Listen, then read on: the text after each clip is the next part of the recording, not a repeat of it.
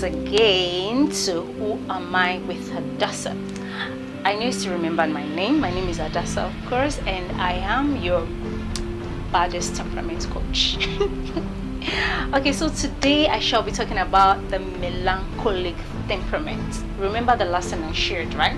The choleric, their strengths and weaknesses. So today we're talking about the melancholic temperament. Melancholy. Melancholy is an English word, I'm sure you know that. If you check your dictionary, what is likely to pop up when you look for the word, the meaning of the word melancholy is moody, calm, like mood swing, kind of, like feeling blue. Somebody can say, I am feeling melancholy, kind of. So what the person is trying to say is, I'm feeling blue. And truly, there's a connection between that feeling and what a melancholic temperament is. A melancholic temperament is a gifted, analytical kind of person.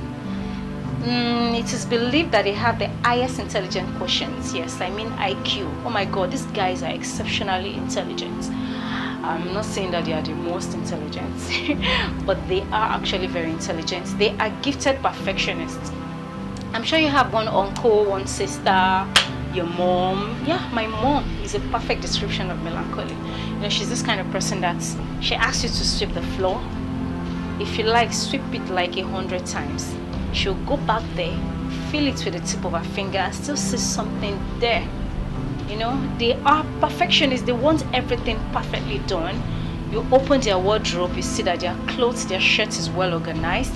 Enter their apartment, you see that everything is neatly organized and well arranged. Unlike the sanguine that everywhere is scattered, and jam-packed everywhere. They don't have time. But melancholics are organized, they are gifted perfectionists, they are analytical, they are detailed, they are this kind of people that when they are explaining something to you, oh my God, it's always as if your brain is being opened into two and every information you need is being packed inside of it. That is how detailed they can be. They will explain to you and give you the into details, whatever, of every kind of information you need to learn.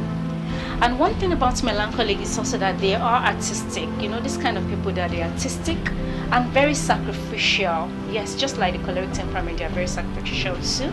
So just keep having fun. I'll be right back to tell you more about the strengths and the weaknesses of the melancholic temperament.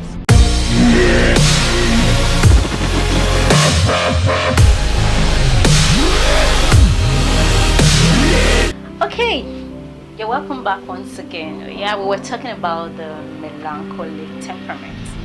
Yeah, I mentioned that they are gifted perfectionists, they are sacrificial, they are artistic, they are detailed and analytical. They are the kind of people who are also very hard to please. Oh my God. These people are very hard to please, and that's why oftentimes you see that a melancholic wants to do everything by themselves because they don't trust people enough to delegate to them. They feel you can't do it well. Those kind of people.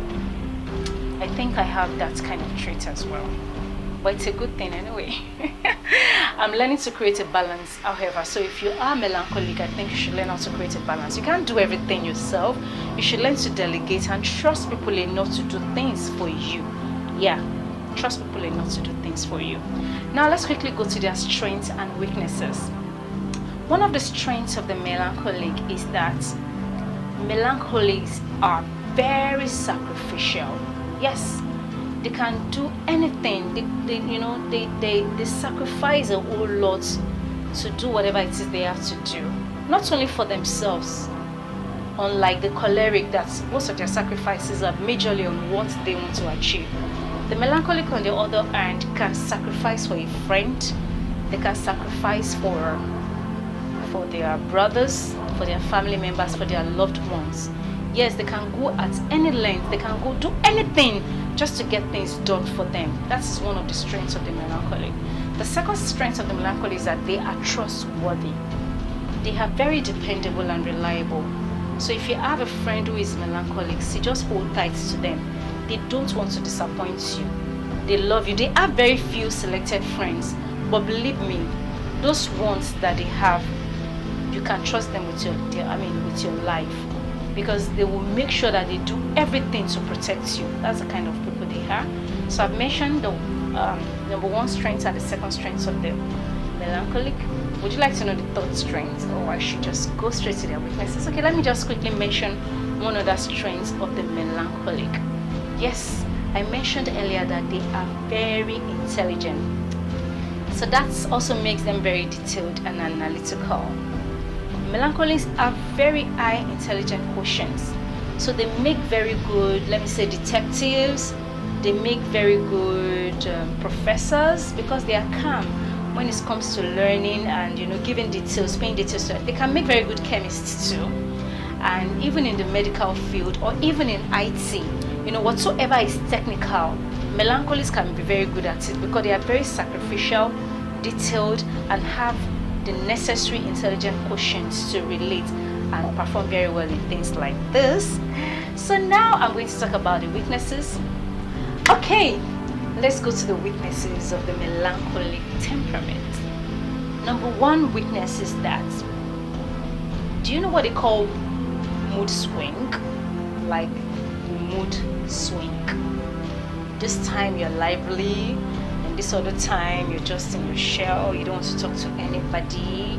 Naturally, melancholics are introverts, but this mood swing thing, it's really a kind of challenging thing to most melancholics, because this moment they are lively and you're doing well and having a very good rapport with them, and the other moments they are just back into their shell, and you'll be wondering if you've done anything wrong.